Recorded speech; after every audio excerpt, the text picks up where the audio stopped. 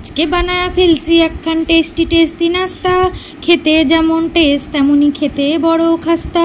এর মধ্যে ভইরা দিছি আলুর পুর। রেসিপিটা জানতে হলে সাথে থাকবেন ভরপুর।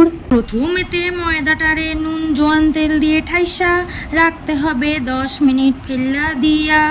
তারপরেতে তেলের মধ্যে ফোড়নগুলি দিয়া সাতলা এনে মুখ কিছুক্ষণ সময় ধইরা।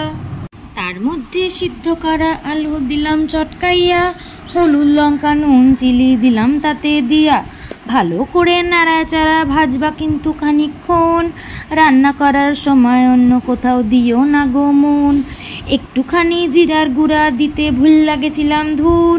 তোমরা জানো ভুলল না তাহলে টেস্টে হবে যে গড়বুড়। তারপরেতে গরম মশলা কসুরি মেথি দিয়া পুরটারে ফেলিয়ে রাখুম খানিকক্ষণ ঠান্ডা হওয়ার লইগা। তারপরে ময়দা দিয়ে লেচি নিছি কাটিয়া, গোল গোল করে নিলাম আমি লেচিটারে বেলিয়া। যেমন করে করছি ডিজাইন ভালো কইরা দেখালিও, আলু রাইখা অন্য দিকটা মুড়াইয়া তুমি দিও। তারপরেতে মুড়াইয়া নিমু বাকি দুটো পাশ।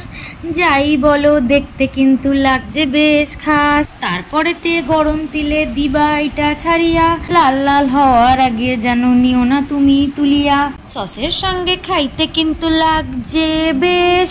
এইভাবেই করছি আমি আমার ভিডিওটারে শেষ।